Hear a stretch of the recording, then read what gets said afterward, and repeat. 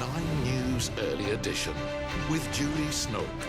Good morning and welcome. We begin with a dramatic rescue in Queensland this morning where dozens of people have been forced to jump for their lives when their boat burst into flames and began sinking. The 46 passengers from China, along with 4 crew members, are now safely back on shore after escaping on life rafts when the boat's engine exploded. The terrifying ordeal happened off Lady Musgrave Island near the Great Barrier Reef at around 4 o'clock yesterday afternoon. They were treated by paramedics, mostly for seasickness, and we will be crossing live to Queensland on the Today Show this morning. A former Bandidos bikie wanted over an execution-style murder will face court in Brisbane this morning after being extradited from Serbia. 28-year-old Bogdan Chuic touched down at Brisbane International Airport yesterday under heavy security after more than 3 years at large. He was extradited to face charges over the death of 22-year-old Jack Lee at a shopping centre during a suspected botched drug deal. Police, SES crews and volunteers from rural fire services have searched through the night for an elderly man who disappeared from an aged care facility in Sydney's southwest. The 84-year-old was reported missing from the centre in Illawarra at 8:30 last night. Thankfully, he was found safe and well just a couple of hours later at Blacktown, 50 kilometres away from where he was last seen. A grandmother has been killed in a house fire in Perth's south. The woman died after she ran from her burning home. Her neighbours left traumatised, insisting they did everything they could to save her. Neighbours comfort each other after a terrible fire tragedy. Minutes later, Jeanette Hansford's daughters arrive at the scene, only to be told the worst possible news. Their 46-year-old mother didn't survive a blaze that tore through her Byford home. Neighbours traumatised by what they heard. Suddenly I heard this big chilling screams. And what they saw. This woman that lives there come running out the house on fire. These 2 furniture movers who were working in the street tried desperately to save Jeanette, throwing blankets over her, then grabbing hoses. I couldn't run over there quick enough. My husband got there. And then we also saw the removal people who were over the road from there, and they jumped in and helped out really well. But sadly, their efforts were in vain. The grandmother of 3 collapsed on the driveway and couldn't be saved. Neighbours then bashed down a back door to rescue her pet dog Bailey. Shocking. Yeah, it was really shocking. The blaze is thought to have started on a lounge in a front room just after 10 a.m. Firefighters put out the blaze within 20 minutes and managed to keep property damage to a minimum, but were too late to save a life. Daughter Kirsty Morrison has told 9 News Jeanette was a dialysis nurse, a selfless woman who devoted her life to her 3 children and 3 grandchildren, another on the way who will never get to meet her. As standard procedure, the arson squad is investigating, but the blaze isn't thought to be suspicious. Renee Henry, 9 News. A teenager is clinging to life this morning after falling from a moving car in Brisbane's southwest. The 17-year-old girl suffered head and chest injuries when she hit the roadway at Richlands at around 10:30 last night. The young woman was travelling in a motor car with some relatives, and at this stage it appears that the young woman has jumped out of the vehicle whilst it's travelling at a reasonable speed. The male and female relatives in the car at the time were not hurt. A woman has been charged after handing herself into police over a hit and run involving a 7-year-old child in Sydney's southwest earlier this week. The boy was struck outside Campbelltown East Public School on Monday and was taken to hospital with a leg injury. Police allege the 32-year-old driver briefly pulled over but left the scene without helping the injured child. She'll face court in Campbelltown today, charged with a number of offences, including fail to stop. Heading to the United States now, and a mother of 5 is on the run after leading police on a wild chase with one of her children in the car. Authorities were finally forced to call off the pursuit due to fears for the child's safety. A terrifying police chase caught on camera in Springdale, Ohio. Police say the driver is Erica Barrero Rapp. The most shocking part, she's a young mom accused of putting her toddler's life at risk. The child riding right there in the minivan. This morning, authorities in Ohio still on the hunt for the woman they say is behind the wheel driving with a suspended license. Police dashcam video capturing the minivan speeding the wrong way against traffic, then aggressively barreling over a concrete barrier on the highway. Just watch as the minivan drives backwards on suburban streets, maneuvers around patrol cars, and goes right through lawn after lawn in a neighborhood. Police say the wild chase that spanned a mile and a half all began with Barrera Rapp appearing in court for minor charges. After discovering she had additional felony warrants in Kentucky for her alleged concealed weapons violations and drug use, authorities say they confronted her in the courthouse parking lot. The woman then locking herself in that minivan, refusing to let her child out before taking off. Police eventually stopping their pursuit. It was getting more dangerous. We terminated the pursuit for this child's safety and for the general public's safety.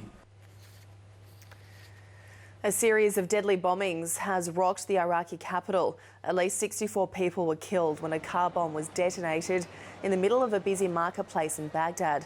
Meanwhile, suicide bombers stormed 2 separate security checkpoints in the city's west, killing at least 20 people. Islamic State is claiming responsibility for the attacks. An Indian couple in their 70s have become first-time parents. After several rounds of IVF, the 72-year-old mother gave birth to a healthy baby boy. Indian fertility clinics have been under the microscope for offering treatment to women decades after they've reached menopause. An Australian man has suffered major head injuries when he was bashed at his home in Bali. It's believed 63-year-old John Burke was set upon by a group of thugs violently attacking him. The retired engineer from the Northern Territory was later found by a friend who rushed him to hospital. He was hit with a sharp object that caused a laceration above his left eye and on the back of his head. That's what caused him to lose a lot of blood and caused the brain hemorrhage. He has 4 types of brain hemorrhaging in his brain right now. It is the second time Mr. Burke has been targeted. Friends say he was attacked 11 days ago but was able to defend himself. His church group are now trying to raise money to help cover medical costs as he does not have insurance. An investigation is underway after pictures emerged of a tow truck removing a car from a clearway with a sleeping toddler on board in Melbourne. The child's mother told police she left her daughter to use a bathroom, but witnesses have cast doubt on her story. 4 o'clock last Wednesday, the Prado parks on a Melbourne road right as it becomes a clearway. The mother gets out first, followed by 4 children and a teenager. Then she hangs a sheet over the right rear window before doing the same with a jumper on the left. Inside, her 3-year-old daughter is asleep. She leaves her in the car and the group walks away. 9 minutes later, the toddler's mother returns to check on her with the teenager. They leave and shortly after, a tow truck pulls up. The towee takes a picture, peers into the car's windows before preparing to take it away. He's done all the checks as per his procedure. By the time the Prado is towed away, the toddler has been in the car alone for almost 17 minutes. Another 20 minutes pass before the teenager emerges with the children and starts looking for the 4-wheel drive before the mother calls police. She looked like confused, like she didn't know what had happened. And she was crying. The toddler was on board while the tow truck driver picked up another car before heading north here on Mount Alexander Road in Ascot Vale.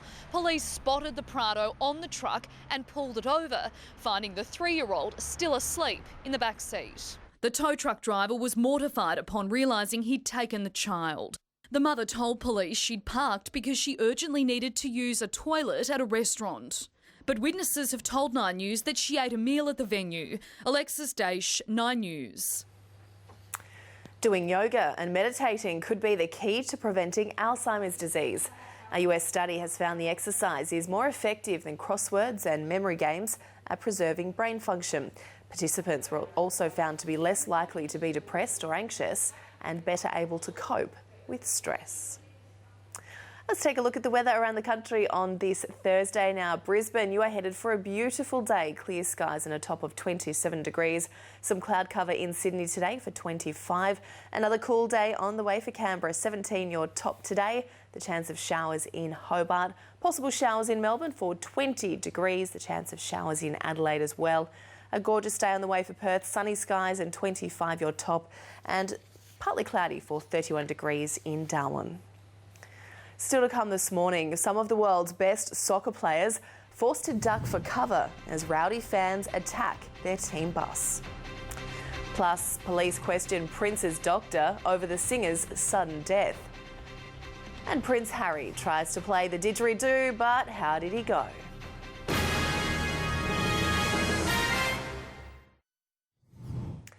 The West Ham Football Club will impose life bans on rowdy fans who attacked Manchester United's team bus.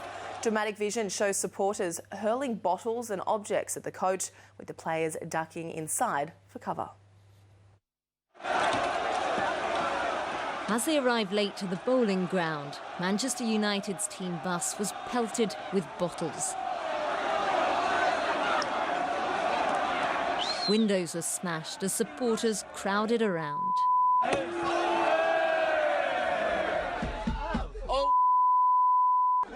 Inside, players filmed themselves taking cover. But while some seemed to find it funny, the captain certainly didn't. I think it was disappointing, of course. We know it's a big game for West Ham, big night for them, leaving the stadium, but I'm sure West Ham as a club will be disappointed with what the fans have done. When the match finally got underway, the home side didn't disappoint, with the roars in the stadium being heard up to a mile away. The FA's condemned the violence and is now investigating. As for West Ham, well, the club's promised to impose lifelong bans for those involved.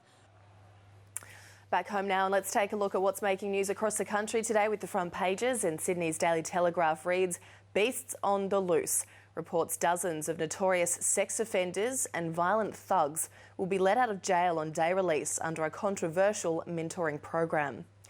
Melbourne's Herald Sun leads with Ship of Fools. Police say a crew of Melbourne jihadis who planned to launch a boat in far north Queensland to get to Indonesia and eventually the Syrian war zone would never have made it to the water. While in Brisbane, the group of 5 remain in custody as details of their 3,000-kilometre road trip to escape authorities and join the terror war is revealed. The Australian says Chinese students are trouncing their Australian counterparts in English and maths, but cost half as much to educate, according to the latest data. South Australia is risking the health of children and falling behind other states by allowing unvaccinated kids to attend childcare and must urgently strengthen its laws. That story is leading today's Adelaide Advertiser. And lastly, the West Australian reports a multi-pronged state government war on meth will be the centrepiece of today's budget, as the Premier concedes the war on the drug is gripping WA's suburbs and regions. Here is a reminder of our top stories on this Thursday. 46 tourists from China are safely back on shore after jumping for their lives when their boat burst into flames and began sinking near the Great Barrier Reef. A 17-year-old girl is clinging to life this morning in hospital after falling from a moving car in Brisbane's southwest. And a 63-year-old Australian man has suffered major head injuries when he was bashed at his home in Bali. The High Court will today announce if it'll allow Queensland's Director of Public Prosecutions to appeal Gerard Baden-Clay's downgraded murder charge. In December last year, the Court of Appeal set aside the murder finding, saying the Crown had failed to prove he intended to kill his wife Alison. The court will either grant special leave for the full bench to hear the appeal, refuse the application, or ask for further submissions before it makes its decision. A group of teachers have arrived in Cairns after being evacuated from a school in Arakoon over safety fears.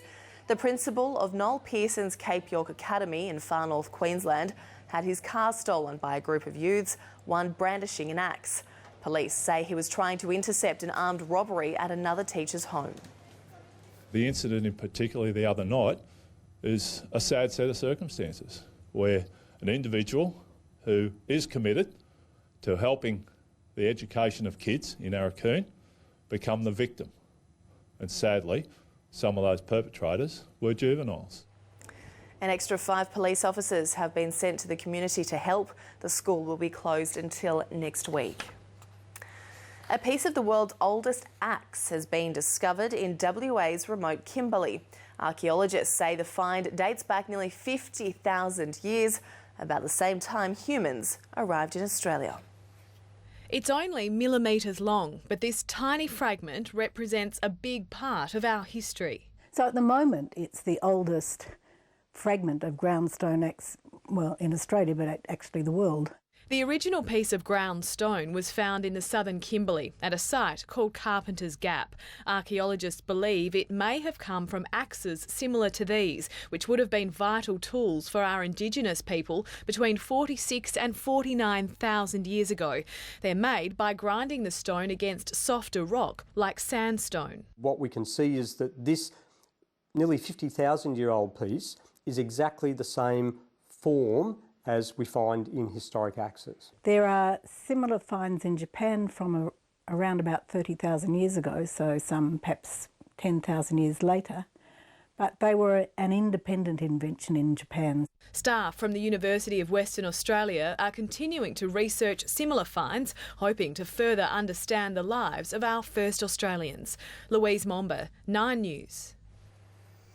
Detectives investigating the mysterious death of pop legend Prince have questioned the singer's doctor. It comes as a search warrant of the star's home revealed the music legend was prescribed drugs by the doctor.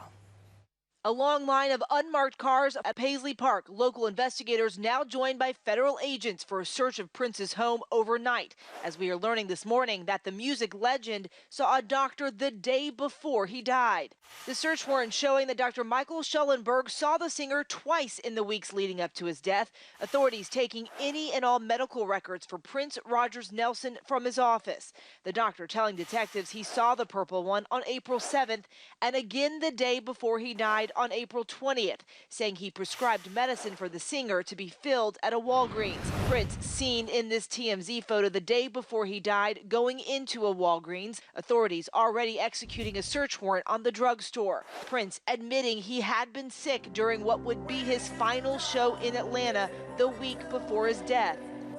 Once again, I'd like to apologize for the cancellation. I was under the weather. On his way home from that show just 6 days before his death, Prince's plane making an emergency landing in Moline, Illinois. Now we are learning that Dr. Schellenberg visited Prince's home the morning he was found dead to drop off test results. Friends and family say it's no secret he took pain medication for hip pain. After decades of playing it up big for the crowd, took its toll on his body. Prince Harry has tried his hand at playing the didgeridoo while supporting athletes at the Invictus Games in Florida. After a few ambitious attempts at the instrument, the 31-year-old finally gave up, handing it back to an Aussie athlete. The Prince was later on hand to present several medals at the track and field event. Let's check in with the Today Show now. Good morning to you, Carl and Lisa. What's coming up this morning? Thank you, Snooky. Yeah, very busy news day. As you've been reporting, our reporters are on the scene of that dramatic police chase in Melbourne, a terrifying ship fire off our coast, and we're with police investigating why a teenage girl jumped from a moving car in Brisbane. You did say ship fire, didn't you? I did, Lisa. We have some incredible live guests, as opposed to the alternative, including Dummy Im talking to us from Eurovision. Footy legend Jonathan Thurston has big news from Townsville. And we meet the woman who said no to Hollywood legend Chris Hemsworth. What on earth was she thinking, Julie? Exactly. What is wrong with that woman? We're going to find out. Jeez. Big. She needs help. Thanks, guys. We'll see you soon. Thanks. Bye. Still to come this morning, all of today's sports news, including the deal that offers Parramatta a potential lifeline. Plus, the Demons confident of locking down their star forward. And crashes rock stage 5 of the Giro d'Italia.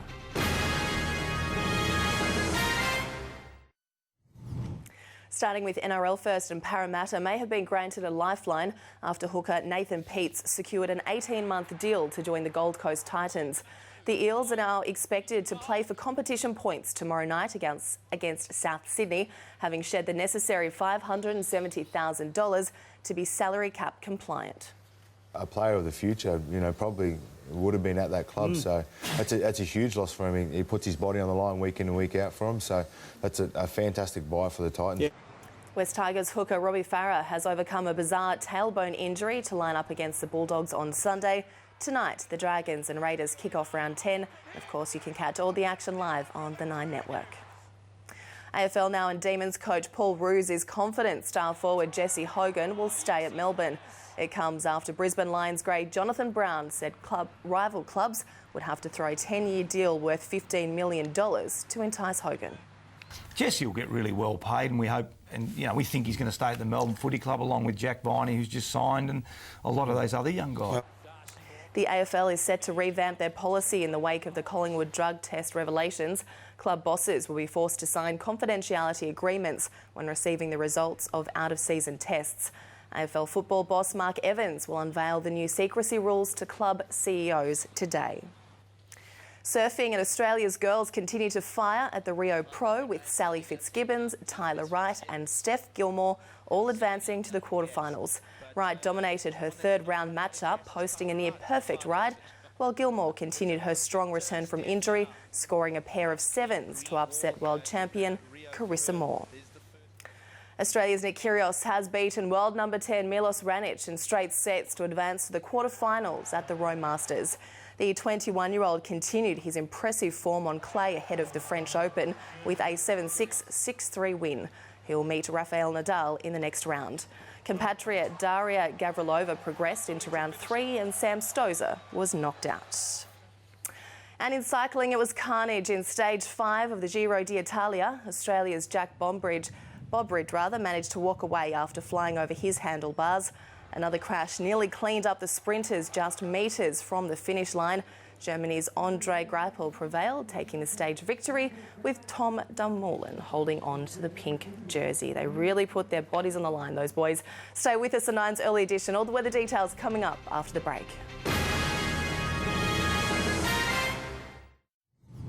A quick look at today's weather, and in Brisbane today, clear skies, a beautiful day on the way for Sydney as well, 25 degrees. The chance of showers in Hobart, Melbourne and Adelaide, and sunny in Perth. Thank you very much for your company this morning. Time for Today.